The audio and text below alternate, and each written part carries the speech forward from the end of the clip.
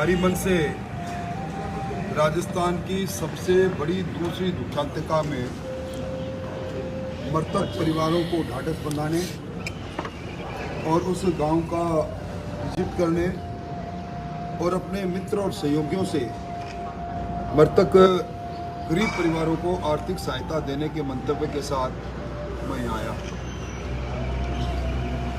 मेरे पास महेंद्र सिंह जी भाटी विराजे हैं। इन्होंने मृतक परिवारों की सहायता 11 लाख रुपए देने की घोषणा की है, जो हम आज ही इनको देंगे। मैं मेरी तरफ से भी 11 लाख रुपए मृतक परिवारों की सहायता के लिए आज देकर जाऊंगा। एक मेरे मित्र हैं, प्रसिद्ध उद्योगपति है मेघराज सिंह जी, उनसे भी मैंने अनुरोध किया है, वो भी अभी थोड़ी देर में आएंगे और वो भी प्रत्येक मृतक परिवार को 1-1 लाख रुपए की उन्होंने इच्छा प्रकट की है, वो 1 लाख रुपए देंगे। अफसोस इस बात का है कि जनता को हुए 9 दिन गुजर गए। प्रदेश के मुख्यमंत्री का एक संभाग है, उनका गृह जिला है और वो खुद अब तक उस स्थान पर नहीं गए, ना ही कोई कबीना का मंत्री गया।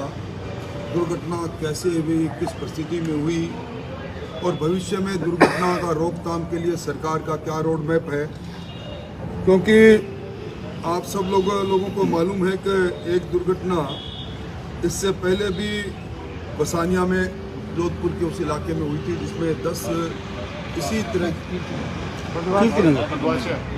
बदवाशिया में कीर्तिनगर के अंदर 12 लोग उसमें कालकलवित हुए थे अलग अलग में समय में। उसके बाद भी कोई सरकार ने सेफ्टी मेजर्स के लिए, सुरक्षा के लिए भविष्य में घटनाएं नहीं हो, ना तो उसका कोई अध्ययन दल बनाया, ना उसकी कोशिश की। और उसी का कारण रहा कि इस प्रकार की दुर्घटना में 31 लोग आज कालकलवित हो गए। सबसे बड़ा एक्सप्रेशन ये है कि जब कोई गैस का सिलेंडर गैस की कंपनी से बाहर निकलता है तो उस पर टैग लगा रहता है, उस पर साफ ये अंकित रहता है कि इस गैस का इस्तेमाल इतने दिनों तक किया जा सकता है। ये गैस के सिलेंडर किस प्रकार कैसे वहाँ पहुँचे और अब तक दोनों गैस कंपनियाँ, उनकी तरफ से CSR का बहुत बड़ा फंड होता है। मेरे खुद के निर्वाचन क्षेत्र में HPCL ने 30 लाख रुपए कोरोना में दिए थे। इन मृतक परिवारों को सहायता देनी चाहिए इन कंपनियों को। मैंने जिला प्रशासन से कल भी बात की है, दबाव बनाए, हम भी दबाव बनाएंगे और कम से कम 1 करोड़ रुपए प्रति परिवार को CSR फंड में गैस कंपनी के द्वारा दिया जाना चाहिए। मुख्यमंत्री जी से हमने मांग की है, जिससे पहले जो घटना हुई थी उस घटना के अंदर सिर्फ आगजनी हुई थी, सामराव की घटना, उसमें 5 करोड़ रुपए तत्कालीन वसुंधरा सरकार ने दिए। इस घटना में आगजनी के साथ साथ 31 लोगों का जीवन लील गया है, तो कम से कम 20 करोड़ का पैकेज इसमें उनको अनाउंस करना चाहिए राज्य सरकार को। प्रत्येक मृतक परिवार को 50 लाख रुपए और घायल को 25 लाख रुपए देने की हमने मांग की है। कल धरना भी चला, परिवार के लोगों ने। आज वहाँ 4 डेड बॉडी कल तक थी, 2 और 6 डेड बॉडी हो गई और परिवार के लोग 8 डेड बॉडी हो गई। प्रधान साहब कह रहे हैं मैं अपने आप को करेक्ट करूँगा।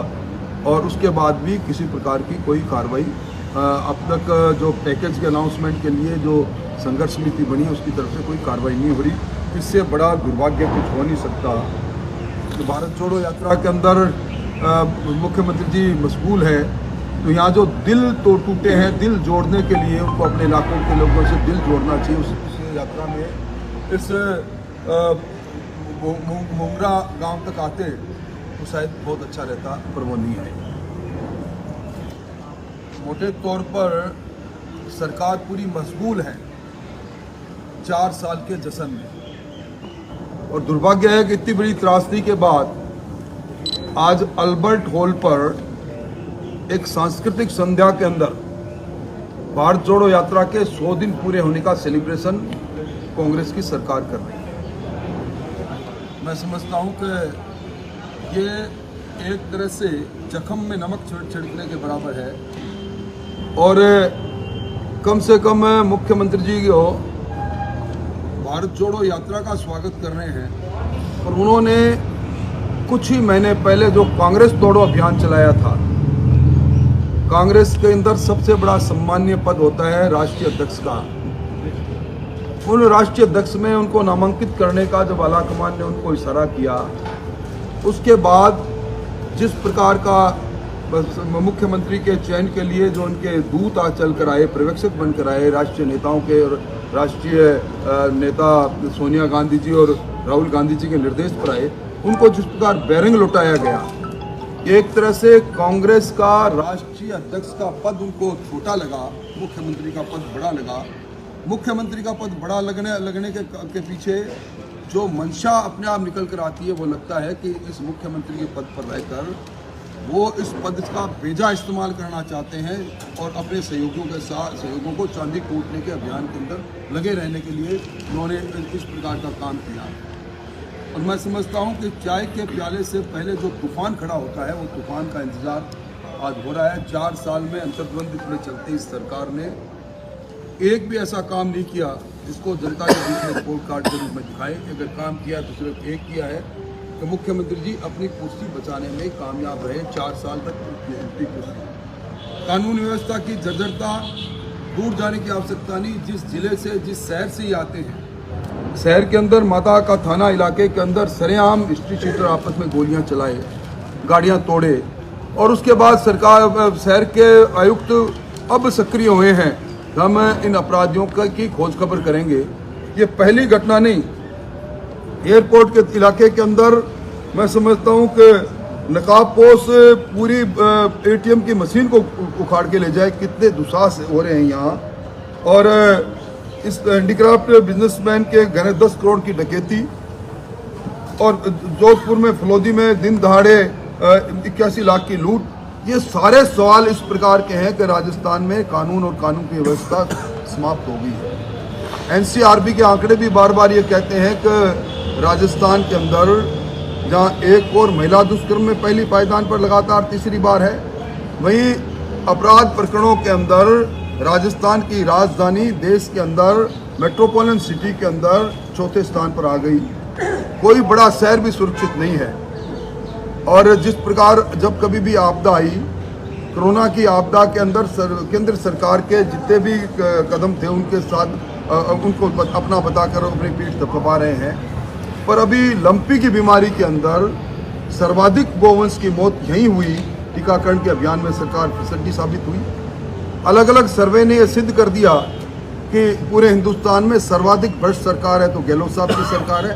इंटरनेशनल ट्रांसपेरेंसी के सर्वे ने सिद्ध कर दिया।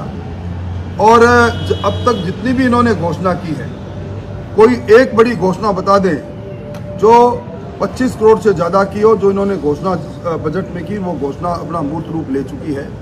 आज इनके खाते में कुछ नहीं है। सरकार अब इस सरकार अपने चुनावी वर्ष में प्रवेश कर चुकी है।